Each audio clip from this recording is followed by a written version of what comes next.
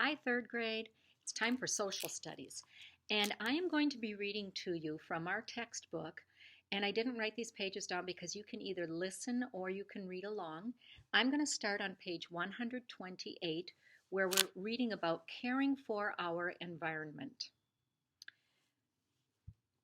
Okay, here we go. People make changes to the environment every day. Some of the changes people make can cause problems. We can care for the environment by protecting our natural resources. And we talked about natural resources earlier in the year, things like the soil, trees, water, air. So let's go on with controlling pollution. One way people change the environment, I didn't do a very good job with that word. One way people change the environment is by creating pollution. Pollution is anything that makes a natural resource dirty or unsafe to use. For example, water that is polluted is not safe to drink. You wouldn't want to swim in it either. What are some causes of pollution? Trash and other kinds of waste can cause pollution. Some people throw trash into the ground or into bodies of water. Because of this, trash collects on the land and in waterways.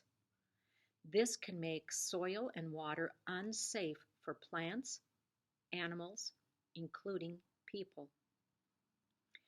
Factories and cars can cause air pollution.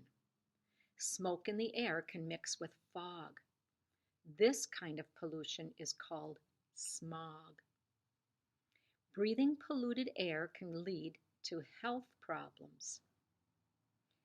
So how do we reduce pollution? To reduce means to make it go down. Many communities have made changes to cut down on pollution. Some car makers now make hybrid cars that have both a gasoline engine and an electric motor with a battery. By burning less gasoline, hybrids cause less air pollution. I'm going to turn the page to page 130.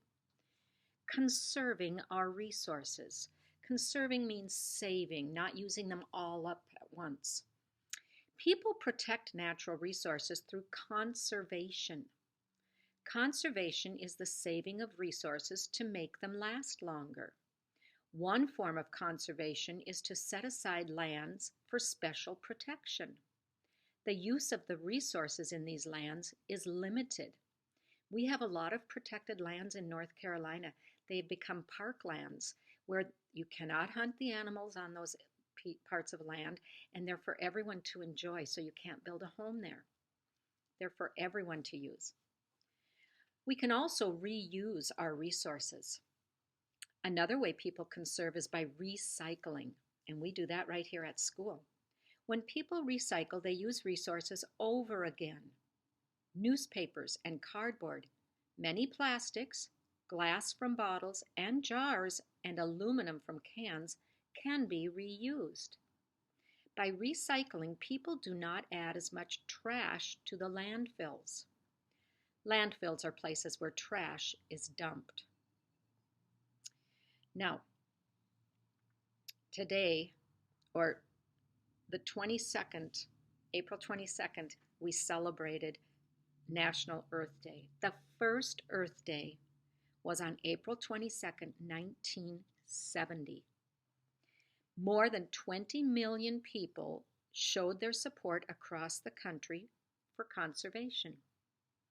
Nearly half of them were school children and college students. In Washington, D.C., school children gathered at the Washington Monument to hear music and a speech. In New York City, thousands of people marched in the streets to encourage conservation. Today, Earth Day is a yearly event at many schools, and we would have been celebrating Earth Day this week. So get outside and really enjoy nature and maybe clean up some trash that you might see out in your yard. That would be a good way to celebrate Earth Day. A plan for the future. Not everybody agrees on the best ways to care for the environment. However, changes people make now will improve the environment in the future. A plan to care for the environment can make sure these changes are good ones. Now I'd like you to go in your book to page 132, where it says solve a problem. We have a skills page in our workbook that we're going to work on with this. Why it matters. People must work together in communities. All communities have problems that need to be solved. A problem is something that is difficult or hard to understand. A solution is an answer to a problem. Let's follow these steps to solve a problem. So the first step is to identify what the problem is. So you see these steps here.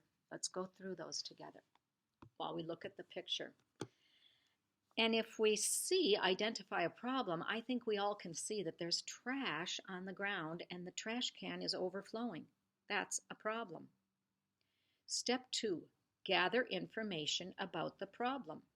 So they went to school or to the library and they're working with an adult. They're using the computer and they're using books and they're finding out about what could we do to solve this problem. List and consider possible options for solving the problem. Bigger trash cans and recycling bins. Maybe no plastic bags being used. Lots of different ideas people come up with. So in steps 3 and 4 in the picture, you see that they are continuing to work, getting some ideas from books and websites, and some of their own ideas. And here's step 5. So step 4 is consider the advantages and disadvantages of your options. Well, a bigger trash can, yeah, that might keep things off the ground, but what about things that could be recycled? So maybe it'd be better to have a trash can and a recycling bin. So consider your options, and then step 5, let's take a look at what they did. If you look at the picture, you can see that they made 3 bins and labeled them for cans, paper, those are the recyclables, and then trash. Some things are trash, they can't be recycled, like our Kleenex, old food waste. Some food can be composted. So we're going to think of a problem in our community and answer the questions. We're going to go right to our workbook. Your parents want to buy a hybrid car. If I look back, hybrid, I remember that. Hybrid cars save gas. They have efficient engines, smoother shapes, and they are lighter weight.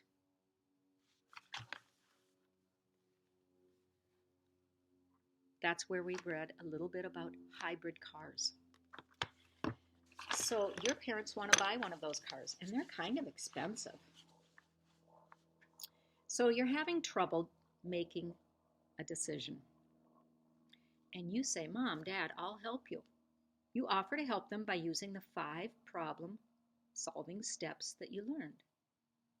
Fill in the blanks with details on how they might find a solution to their problem. So step 1 is to identify the problem. Well, the problem, it seems, is that gas cars or gasoline engines, we're going to say gas engines, pollute. They put unwanted gases into the air. That's the problem. Step 2, gather information. So they might go and they might check websites. I'm going to write that down, check websites.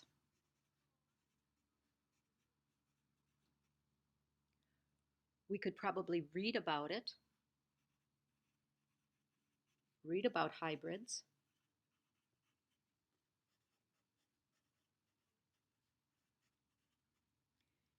And maybe there's someone we could talk to. Maybe a college professor. Maybe somebody who works with automobiles.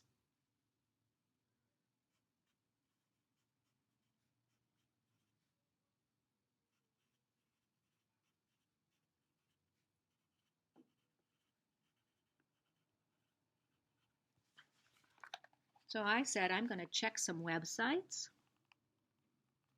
I'm going to read about hybrids. And I'm going to talk to someone who knows. Because I don't know enough about it, but I want to find out more. Step 3 and 4, options for solving. Well, what do you think? Options for solving.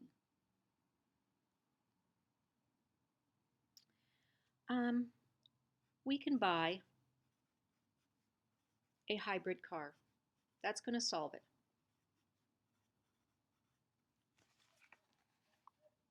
Mom and Dad, we should buy the hybrid car. It's going to save us money over the long term. It's expensive, but it would save money over the long term. So let's put that for number 4, because there it asks about advantages and disadvantages. It's expensive at first, but because you don't have to use as much gasoline, you'll save money over years.